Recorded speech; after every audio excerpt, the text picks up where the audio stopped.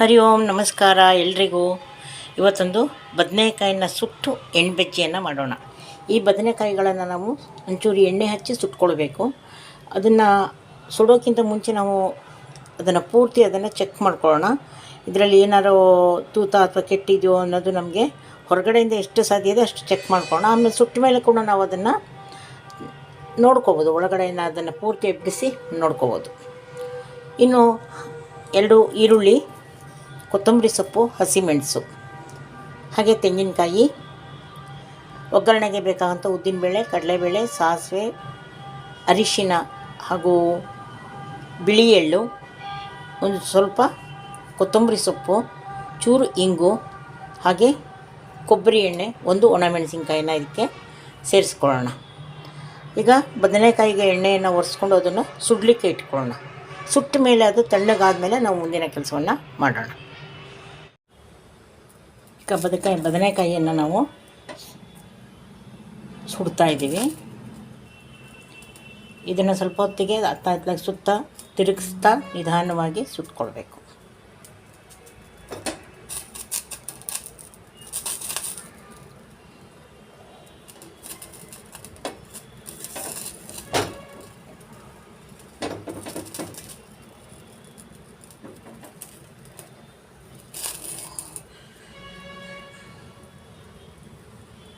ಈ 3 ಬದನೆಕಾಯಿಗಳನ್ನು ಸುಟ್ಟು ಅದರ ಸಿಪ್ಪೆಯನ್ನು ತೆಗಿಬೇಕು. ತೆಗಿಯೋಕ್ಕಿಂತ ಮುಂಚೆ ಪೂರ್ತಿಯಾಗಿ ಬಿಡಿಸಿ ಅದನ್ನು ಒಳಗಡೆ ಚೆಕ್ ಮಾಡ್ಕೊಳ್ಬೇಕು ನಾವು. ಅದನ್ನು ಬದನೆಕಾಯಿ ಸುಡುವಾಗ ಈ ತೊಟ್ಟುಗಳು ನಮಗೆ ಇಲ್ಲಿದ್ದರೆ ಬಹಳ ಅನುಕೂಲ. ಹಾಗಾಗಿ ಮೊದಲೇ ಇದನ್ನು ಕತ್ತರಿಸ್ಕೊಳ್ಳದೆ ಹಾಗೆ ಇಟ್ಕೊಳ್ಬೇಕು ಸುಟ್ಟು ಮುಗಿಯೋ ತನಕನೂ. ಈಗ ನೋಡಿ, ಇದು ಬೆಂದ್ಕೊಂಡಿದೆ. ಈ ಬದನೆಕಾಯಿ ಬೆಂದಿದೆ. ಸ್ವಲ್ಪ ದೂರ ಇಟ್ಕೊಂಡು ಉಳಿದೆರಡನ್ನು ಸರಿಯಾಗಿ ಬೇಯಿಸ್ಕೊಳ್ಳೋಣ. ಯಾಕಂದರೆ ಅವಾಗವಾಗ ಉರುಳಿ ಹೋಗ್ತಾ ಇರುತ್ತೆ. ನಮಗೆ ತೊಟ್ಟಿದ್ದರೆ ಅದನ್ನು ಮತ್ತೆ ಅದನ್ನು ಸರಿ ಮಾಡ್ಕೊಳ್ಳಿಕ್ಕೆ ಅನುಕೂಲ ಆಗುತ್ತೆ.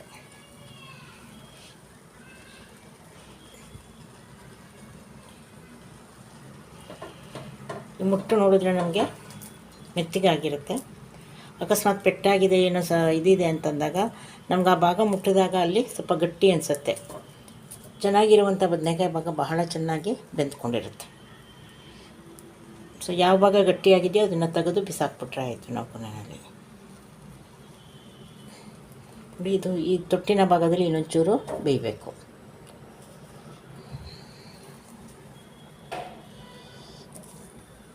ಎಸ್,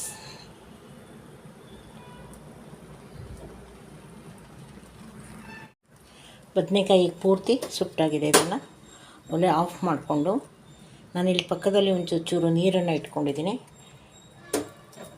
ನಾನು ಈಗಾಗಲೇ ಸೈಡಲ್ಲಿ ಇಟ್ಟಿರುವಂಥ ದೊಡ್ಡ ಒಂದು ಬದನೆಕಾಯಿನ ಫಸ್ಟು ಇದು ನೀರಿಗೆ ಹಾಕಿ ಅದನ್ನು ಪಕ್ಕದಲ್ಲಿ ಇಟ್ಕೊತೀನಿ. ನೀರಿಗೆ ಹಾಕೋದ್ರಿಂದ ಒಂದು ಬೇಗ ಆರುತ್ತೆ, ಮತ್ತೊಂದು ಸಿಪ್ಪೆ ಈಸಿಯಾಗಿ ನಾವು ತೆಗಿಲಿಕ್ಕೆ ಆಗುತ್ತೆ. ಅಷ್ಟೇ, ತುಂಬ ಹೊತ್ತು ಬಿಡಬಾರ್ದು. ಹಾಕಿ ಹಿಂಗೆ ತೆಗೆದುಬಿಟ್ರೆ ಸಾಕು. ಇದು ತುಂಬ ಹೊತ್ತು ಶಾಖ ಇರೋದ್ರಿಂದ ನಾವು ಸ್ವಲ್ಪ ದೂರ ಇಟ್ಕೊಳ್ಬೇಕು ಇದನ್ನು.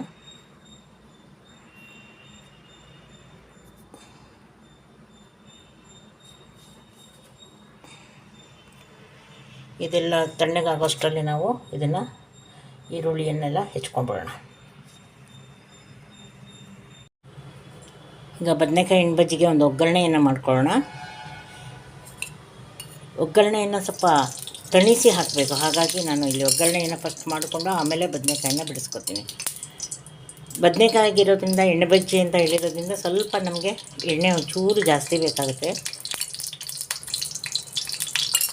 ಅನ್ನಕ್ಕೂ ಕೂಡ ಕಲಿಸ್ಕೊಳ್ಳೋದ್ರಿಂದ ಮತ್ತೆ ಮೇಲೆ ಎಣ್ಣೆ ಹಾಕ್ಕೊಳ್ಳೋವಂಥ ಕೆಲಸ ಇರೋದಿಲ್ಲ.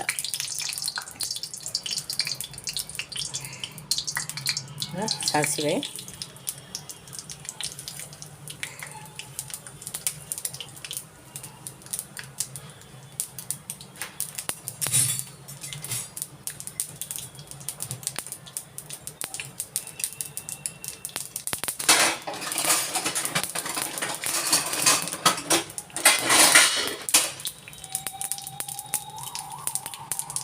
ಕಡಲೆಬೇಳೆ,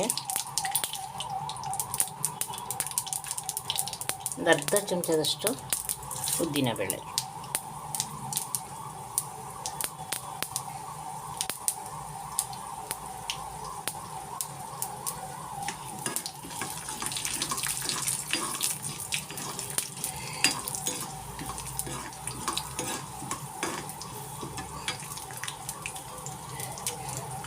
ಇಲ್ಲಿ ನಾನು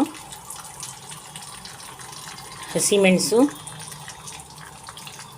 ಈರುಳ್ಳಿ ಮತ್ತು ತೆಂಗಿನ ತುರಿಯನ್ನು ಇಟ್ಕೊಂಡಿದ್ದೀನಿ. ಈಗ ಒಗ್ಗರಣೆಗೆ ನಾವು ಹಸಿಮೆಣಸನ್ನು ಹಾಕ್ಕೊಳ್ಳೋಣ. ಹಸಿಮೆಣಸನ್ನು ಹಾಕುವಾಗ ದೂರದಿಂದ ಹಾಕಬೇಕಾಗತ್ತೆ, ಯಾಕಂದರೆ ಅದು ಪಟ್ ಅಂತ ಸ್ವಲ್ಪ ಎಣ್ಣೆ ಅಂಶವೂ ಜಾಸ್ತಿ ಇರೋದ್ರಿಂದ ಸಿಡಿಯೋ ಸಾಧ್ಯತೆ ಇದೆ.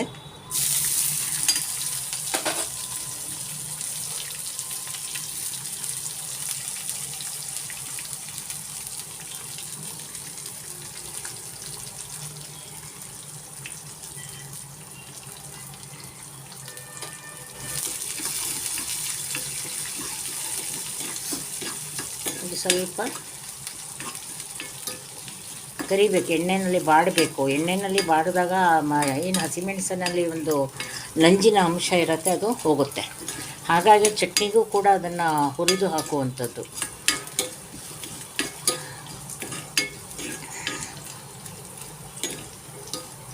ಒಗ್ಗರಣೆ ಕತ್ತದ ಹಾಗೆ ಒಂಚೂರು ಸಣ್ಣ ಉರಿಯಲ್ಲಿ ಇದನ್ನು ಮಾಡ್ಕೊಳ್ತಾ ಇದ್ದೀವಿ.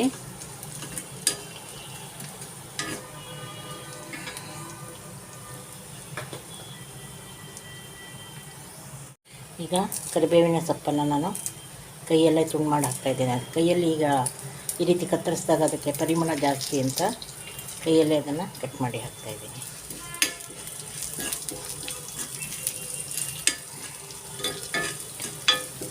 ಮೊದಲೇ ಹಾಕಿಬಿಟ್ರೆ ಬಾಕಿ ಎಲ್ಲ ಸಾಮಗ್ರಿಗಳು ಹುರಿಯೋ ತನಕ ಅದು ಕೂಡ ಥರ ಪೂರ್ತಿ ಸ್ವಲ್ಪ ಗರಿಗರಿ ಆಗಿಬಿಡುತ್ತೆ, ತುಂಬ ಪುಡಿ ಆಗುತ್ತೆ. ಹಾಗಾಗಿ ಕೊನೆಯಲ್ಲಿ ಹಾಕ್ಕೊಳ್ತಾ ಇದ್ದೀನಿ.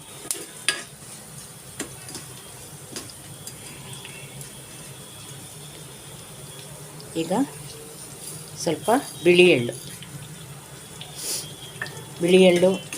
ಇದ್ರ ಜೊತೆ ಉಪಯೋಗಿಸೋದ್ರಿಂದ ರುಚಿನೂ ಜಾಸ್ತಿ ಮತ್ತು ಒಂದು ಕ್ಯಾಲ್ಸಿಯಂ ಅಂಶ ಜಾಸ್ತಿ ಇರೋದ್ರಿಂದ ನಾವು ಇದನ್ನು ಉಪಯೋಗಿಸೋದು ಬಹಳ ಒಳ್ಳೆಯದು.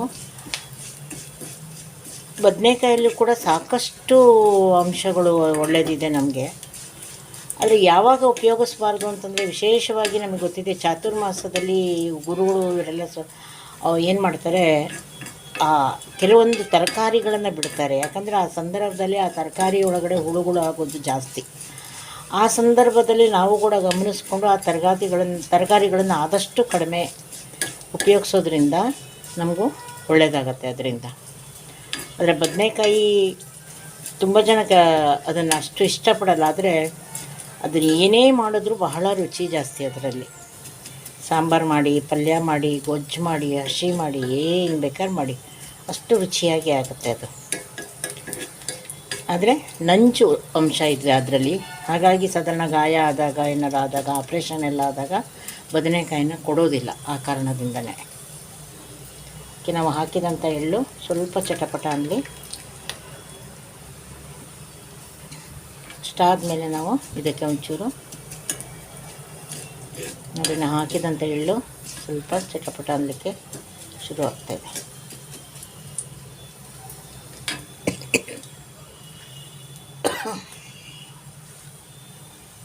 ಈಗ ಒಂಚೂರು ಇಂಗು. ಕೆಲವರು ಇದರಲ್ಲಿ ಬದನೆಕಾಯಿ ಮಧ್ಯದಲ್ಲಿನೇ ಚೂರು ಸೀಳಿ ಅದರಲ್ಲಿ ಬೆಳ್ಳುಳ್ಳಿನ ಸೇರಿಸಿ ಒಟ್ಟಿಗೆ ಸುಟ್ಟು ಹಾಕ್ತಾರೆ. ಅಂಥಲ್ಲಿ ನಾವು ಈ ಇಂಗನ್ನು ಉಪಯೋಗಿಸೋ ಅವಶ್ಯಕತೆ ಇರೋದಿಲ್ಲ.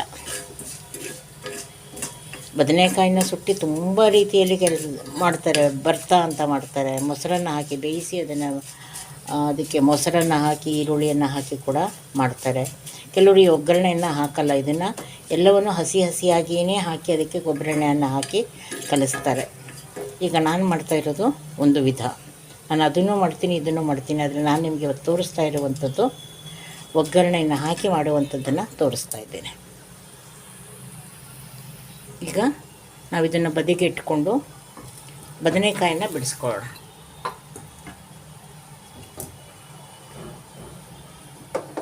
ಈಗ ಬದನೆಕಾಯಿನ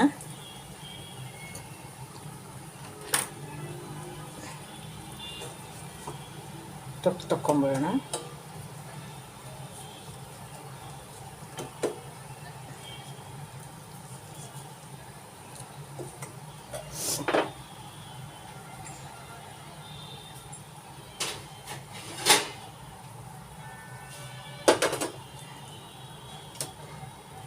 ಈಗ ನಾವು ಬದನೆಕಾಯನ್ನು ಈ ರೀತಿಯಲ್ಲಿ ಸುಲ್ಕೋಬೇಕಾಗತ್ತೆ. ಈಗ ನೋಡಿ ಹೆಂಗೆ ಬರ್ತಾಯಿದೆ ಸಿಪ್ಪೆ. ನಾವು ನೀರಲ್ಲಿ ನಿಲ್ಲಿಸಿರೋದ್ರಿಂದ ನೆನೆಸಿದ್ವಲ್ಲ, ಬೇಯಿಸಿದ ಅದನ್ನು ಸುಟ್ಟು ಕೂಡಲೇ ನೀರಲ್ಲಿ ನಾವು ಕದ್ದು ತೆಗೆದ್ವಿ. ಅದನ್ನು ಮಾಡೋದ್ರಿಂದ ಈ ರೀತಿ ಸಿಪ್ಪೆ ಬಹಳ ಸುಲಭವಾಗಿ ಬರುತ್ತೆ, ಇಲ್ಲಾಂದರೆ ಅಂಟ್ಕೊಂಡ್ಬಿಡುತ್ತೆ ಅದು.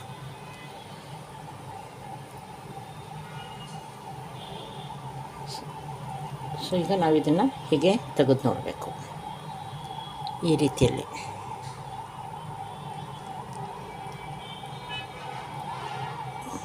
ಈಗ ಇದನ್ನು ನಾವು ಬೆಳಕಿಗೆ ತೊಗೊಂಡು ಕ್ಲೀನಾಗಿ ಚೆಕ್ ಮಾಡ್ಕೋಬೇಕು. ಇಲ್ಲಿ ಬೀಜ ನಮಗೊಂಚೂರು ಗಟ್ಟಿ ಅನಿಸುತ್ತೆ, ನಾನು ಈ ಭಾಗವನ್ನು ತೆಗೆದುಬಿಡ್ತೀನಿ, ಬೇಡ. ಬಾಕಿ ಎಲ್ಲ ಇದು ಮೆತ್ತಗಿದೆ, ಇದನ್ನು ನಾವು ನೀಟಾಗಿ ಬಳಸ್ಕೋಬೋದು.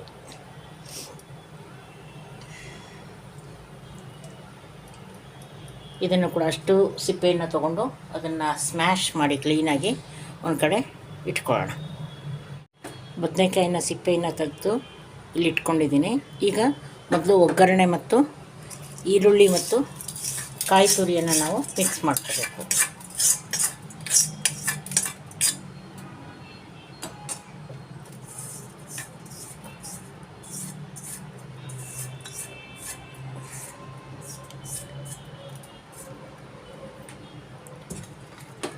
ಈಗ ಇದಕ್ಕೆ ಸ್ವಲ್ಪ ಉಪ್ಪನ್ನು ಹಾಕ್ಕೊಳ್ಬೇಕಾಗತ್ತೆ.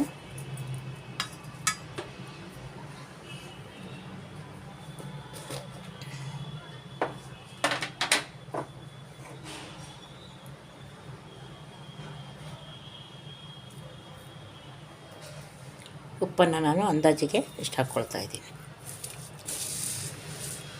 ಇದಿಷ್ಟನ್ನು ನಾವು ಚೆನ್ನಾಗಿ ಕೈಯಲ್ಲಿ ನುರ್ಕೊಳ್ಬೇಕು.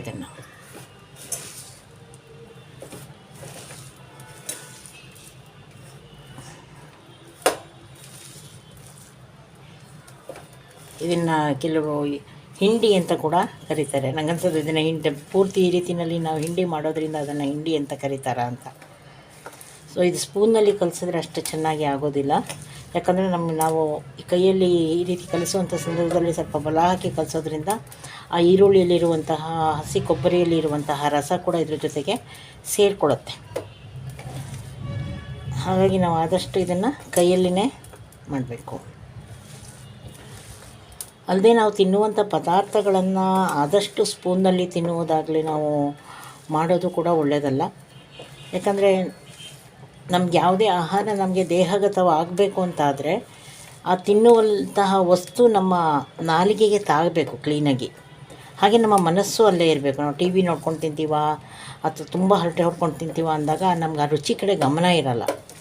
ಹಾಗಾಗಿ ನಿಧಾನವಾಗಿ ನಮಗೆ ಅದರ ಸ್ಪರ್ಶ ನಾಲ್ಗೆಗೆ ತಾಗುತ್ತೆ, ಅದು ಮೆದುಳಿಗೆ ಹೋಗುತ್ತೆ, ಅಲ್ಲಿ ಒಂದು ರಸ ಉತ್ಪತ್ತಿ ಆಗುತ್ತೆ. ನಾವು ತಿನ್ನಬೇಕು ಅನ್ನುವಂತಹ ಒಂದು ರಸ ಉತ್ಪತ್ತಿ ಆಗುತ್ತೆ. ಅದರಿಂದ ಆ ರಸ ಬಿಡುಗಡೆ ಆದಾಗಂತ ನಾವು ತಿಂದಂಥ ಆಹಾರ ಚೆನ್ನಾಗಿ ಜೀರ್ಣನೂ ಆಗುತ್ತೆ, ಇಷ್ಟನೂ ಆಗುತ್ತೆ. ಅದರ ವಾಸನೆ ಏನು, ಅದರ ತರಕಾರಿ ಏನು, ಅದರಲ್ಲಿ ಏನು ಇಂಗ್ರೀಡಿಯೆಂಟ್ಸ್ ಇರ್ಬೋದು ಅನ್ನೋದೆಲ್ಲ ನಮಗೆ ಹೊಡಿತಾ ಹೋಗುತ್ತೆ. ಹಾಗಾಗಿ ಆದಷ್ಟು ನಾವು ಕೈಯನ್ನು ಬಳಸಿ ತಿನ್ನೋದು ಬಹಳ ಒಳ್ಳೆಯದು. ಎಲ್ಲ ಪದಾರ್ಥಗಳನ್ನು ಕೈಯಲ್ಲಿ ಕಲಿಸ್ಬೇಕು ಅಂತ ಹೇಳಲ್ಲ ನಾನು, ಆದರೆ ಕೆಲವೊಂದು ಪದಾರ್ಥಗಳನ್ನು ನಾವು ಕೈಯಲ್ಲಿ ಮಾಡಿದ್ರೇ ಚೆನ್ನಾಗಿರುತ್ತೆ.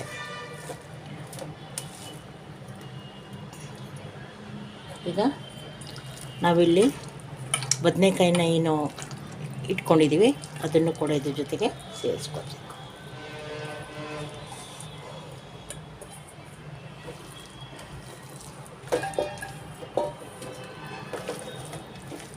ಸೊ ಈ ಬದನೆಕಾಯಿ ಬಜ್ಜಿಯನ್ನು, ಎಣ್ಣೆ ಬಜ್ಜಿಯನ್ನು ನಾವು ರೊಟ್ಟಿ, ಚಪಾತಿ ಜೊತೆಗೂ ಕೂಡ ಹಾಕ್ಕೋಬೋದು, ಅನ್ನಕ್ಕೆ ಕಲಿಸ್ಕೊಳ್ಬೋದು, ತುಂಬ ಚೆನ್ನಾಗಿ ಇರುತ್ತೆ. ಆದರೆ ಹಸಿ ಈರುಳ್ಳಿಯನ್ನೇ ಹಾಕಿದ್ರೆ ತುಂಬ ಚೆನ್ನಾಗಿರುತ್ತೆ. ಈರುಳ್ಳಿಯನ್ನು ನಾವು ಹುರಿದು ಹಾಕಬಾರ್ದು.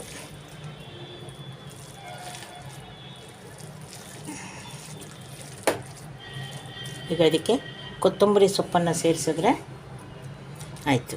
ಕೊನೆಯಲ್ಲಿ ಕೊತ್ತಂಬರಿ ಸೊಪ್ಪನ್ನು ಸೇರಿಸೋಣ. ನಾನು ಇನ್ನೊಂದು ಸಾಮಗ್ರಿಯನ್ನು ಸೇರಿಸೋದು ಮರ್ತಿದ್ದೀನಿ ಇದರಲ್ಲಿ. ಏನಪ್ಪ ಅಂತಂದರೆ ಹುಳಿ ಪುಡಿ ಇದ್ದರೆ ಹುಳಿ ಪುಡಿಯನ್ನು ಹಾಕಿ. ಈಗ ಇದು ಹುಳಿ ಪುಡಿ, ನಾನು ಇಲ್ಲಿ ನೋಡಿ ಇಲ್ಲಿದೆ ಹುಳಿ ಪುಡಿ. ಇದನ್ನು ವಾಟೆ ಹುಳಿ ಎನ್ನುವಂಥ ಒಂದು ಕಾಯಿಯಿಂದ ಮಾಡುವಂಥದ್ದು. ಅದನ್ನು ಪುಡಿ ಮಾಡಿ ಒಣಗಿಸಿ ಪುಡಿ ಮಾಡ್ತಾರೆ. ಪುಡಿ ಮಾಡಿ ಅದನ್ನು ಎಲ್ಲ ಅಡುಗೆಗಳಿಗೆ ಉಪಯೋಗಿಸ್ಬೋದು.